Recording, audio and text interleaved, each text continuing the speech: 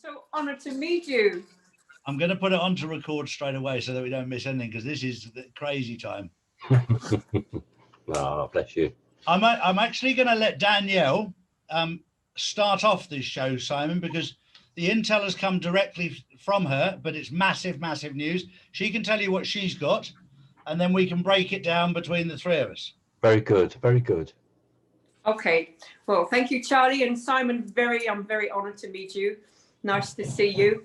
I just got off the phone with Danielle Dowell, and he got direct intel that under less than 5 hours, Executive Order 13959 is going to go into effect.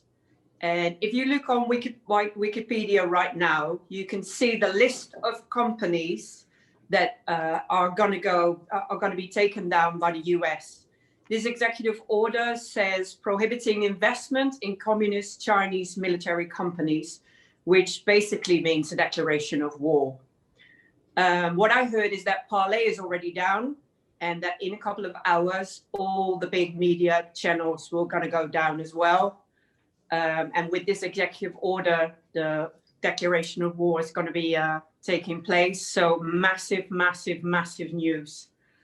And what I hear, did you hear the same thing, Simon? Yes, but I thought it was going to happen on Wednesday. So did we? Tuesday, Wednesday? Yes. Tuesday, Wednesday. Yes. But yes, it's been taken up to now. Yeah. Okay. Great.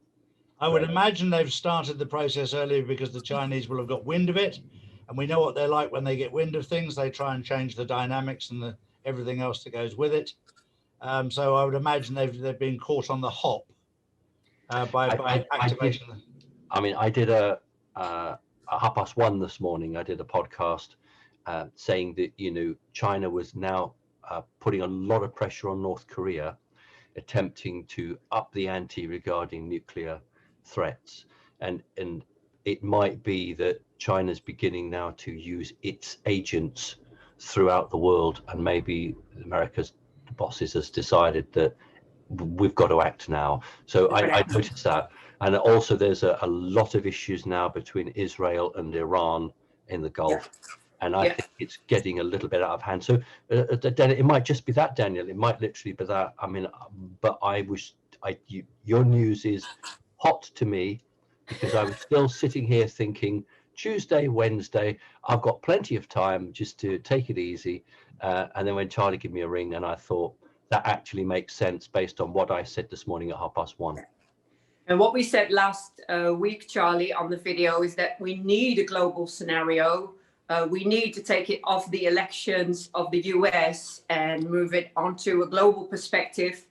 And we were actually waiting for it to heat up, that the Iran scenario, the China scenario is necessary for us to move into martial law and for us to be able to make this a global problem, which is going to be very scary for all of us, but it's necessary to take all the system of corruptions down. Yeah, and I think to justify, I don't like that word, but for the public to justify this, I mean, yes. I understand that a number of oil tankers in the Gulf have already been mined, but the mainstream media are keeping that quiet. Yeah. And what this is going to mean, if this executive order is going to take place, it'll take down the whole Chinese market, the big companies. You have to look at the list. I mean, Huawei is in there, Alibaba is in there. All these big companies are going to come down, and the 3 Gorge Dam companies in there as well, which is connected to the BTC mining. So what we expect is that the whole market, the Bitcoin market, will come crushing down as well. Charlie, if the miners come down, that's going to have a huge effect of confidence, and that should actually see a big collapse. Do you think so? 100%. I can see that being a critical part of this, for people to wake up to see what's actually going on. I think Daniel alluded to it there, to take the focus off, which is the smoke screen, if you like, the pantomime of the election between Trump and Biden. This is between the civilized world and the CCP. Yes. North Korea already being together with Trump, with the Trump team. Yeah. If China is going to respond with war, what we expect is that the US will respond with an attack with the rods of God to take down the nuclear weapons of the CCP. This is necessary to take all the evil down, and North Korea is already on board with Trump. Yeah. Hang on, Danielle. Be a little bit more specific. Okay. What are you? What I'd heard was that we're talking non-nuclear weapons here, aren't we? What I heard is that under the Three Gorge Dam, China still has a lot of nuclear weapons. Right, I beg your pardon. They're not neutron. They're not neutron weapons under the dams, are they? I'm not sure. My information says that that's why the Three Gorge Dam has to be taken down, because it's connected to Wuhan, to all the evil laboratories, to all the human trafficking that comes from Wuhan via the Silk Road. I totally agree. What I'm saying is that I don't believe that they are nuclear weapons under there, because that would create an enormous fallout cloud. I think what I understand is it's a virus laboratory like we have in Portondown in Britain.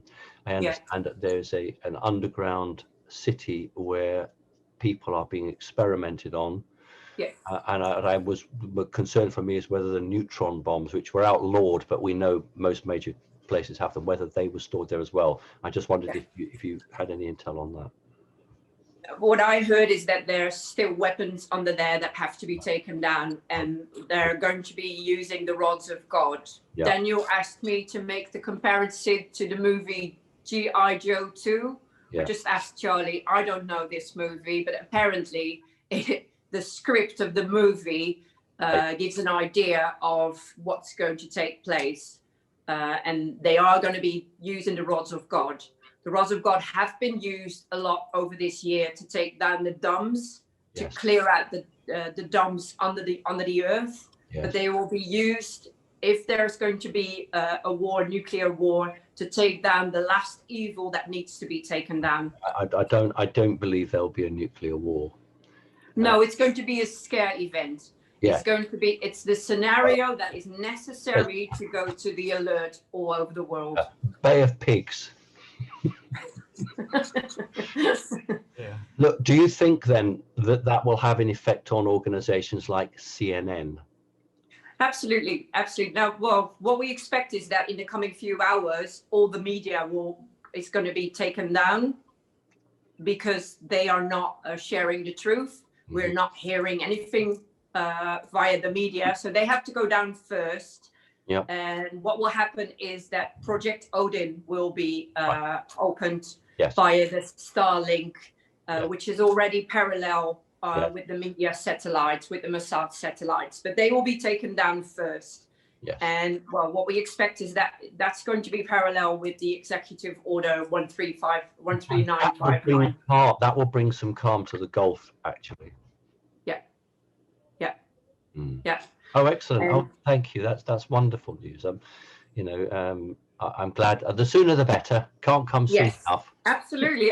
And that's where we are right now. There's nothing more Trump can do. There's nothing more evil or corruption that has to be shown to the public. We are there. It's all there. It's just not shared via the media channels. So the media channels have to go down. Project Odin needs to go into effect. Charlie, in that case, then the emergency broadcast will have to be used if they're going to take that down. What do you think, Charlie? Do you think that they will actually not just do that, but do you think they'll intercept televisions and beam stations onto that? That's Project Odin. Yes, but do you think they'll do it right across the US, or will they do it to the world? What will they do? Globally. Right, I wasn't sure. I didn't know whether it was just for mainland US or whether they would do it for everywhere. And that's why we need the nuclear scare event, because then we go over to the emergency broadcasting globally. Yeah, that makes sense. Right. The one thing that you and I, well, we all know the same thing, that if you take the global media, it's controlled by 6 people. So it's not exactly a big thing to do to get it out globally. It's not like you've got to go to 1,000 people to hit every country in the world. Every country in the world has the mainstream media controlled by a total of 6 people. So it won't be that hard to get the message out. The hardest part will be for people to understand what the hell's going on, and that's where we all come in here to try and give them clarity. And this is what this will do, to make people realize. And of course, China's between a rock and a very hard place right now, because they've got no defense. They've tried to interfere in a foreign election, namely the United States of America. They funded everything. They have all the evidence, but you know what they're like. They'll slither around. They'll slide around. They'll point the finger at somebody else. They'll create confusion and fear. And our job is to try and keep the truth out there and to give people clarity as to what's really happening. I don't know if you caught the news, but the Majority House Speaker has decided that she won't fast track the impeachment now. There you go. Right. So something's beginning to make its way through to her thick skull. Yeah.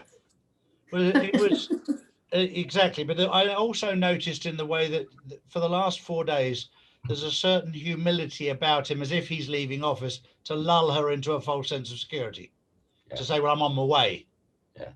And maybe people have gone around, look, he's on it. Why would you do this? He's on his way. And this is the art of war. This is the 5-dimensional chess that he's playing. But listen, for as bad as she is, they must have advisors.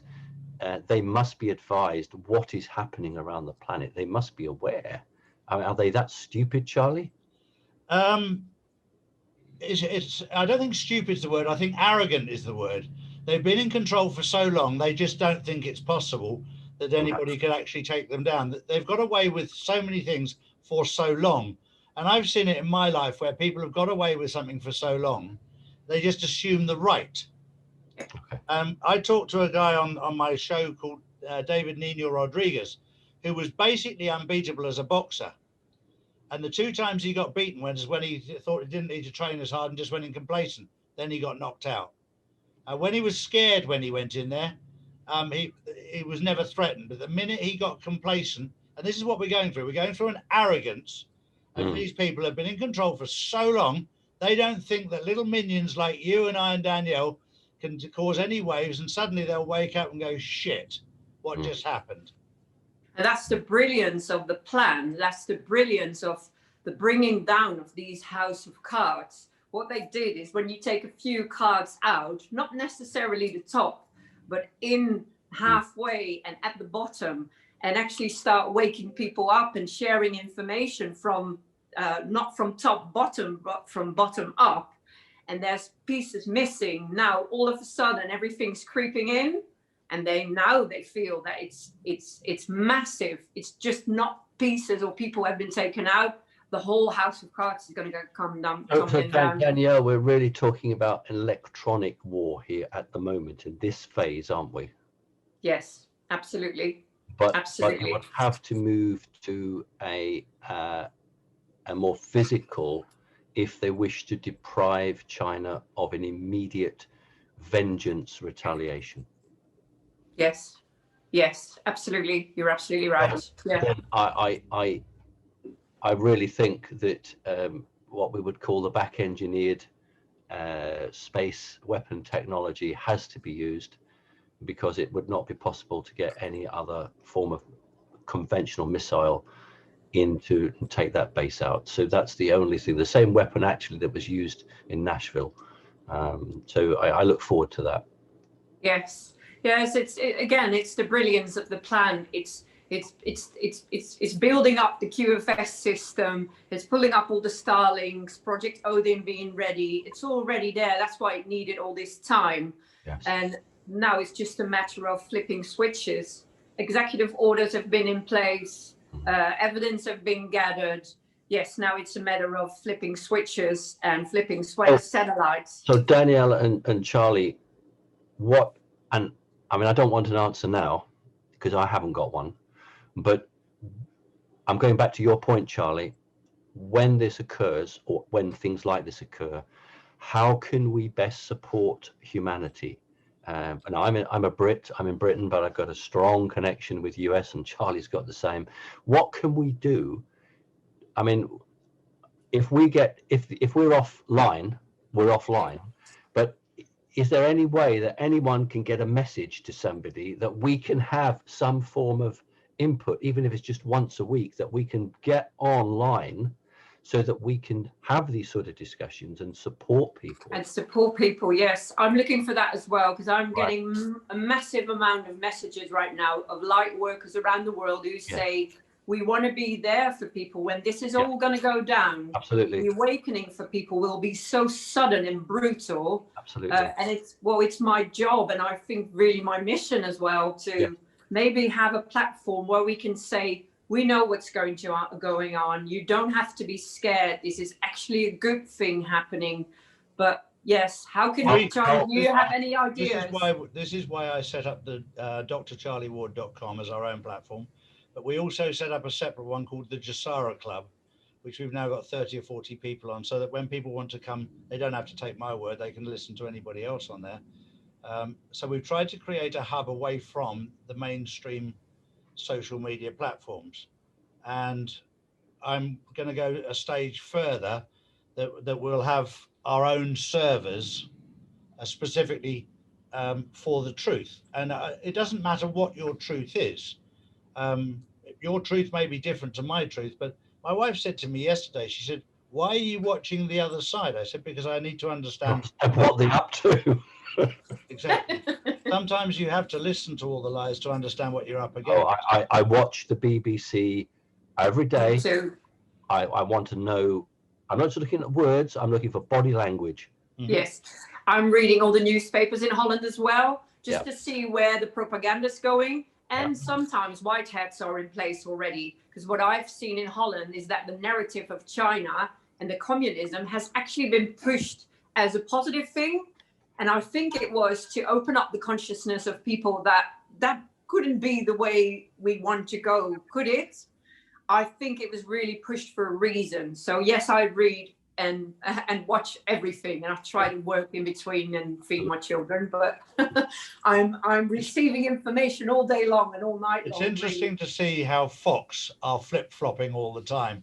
At the moment, it's quite interesting because they're trying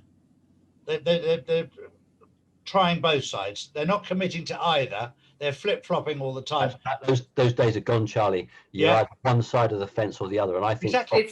It's white hats or black hats. There's nothing in between. And I find it really, interesting but hard to distinguish where white hats were already infiltrated and where we still were dealing with black hats. Because at the front of the stage, we had to be woken up that it was actually propaganda going on. So that it's really well played by white hats. But sometimes you think, oh, wait, what if it is still all black hats and we're behind? But I think at this point, all timelines will come together when the media is finally going to be taken down. Well, I hope so. I hope it's before I have my lunch. Well, yeah, exactly. The minute we get any more news between the three of us, we'll try and keep you updated, the three of us, because we've got 3 different points of contact here, and they're all coming together right now, which is brilliant. Yes.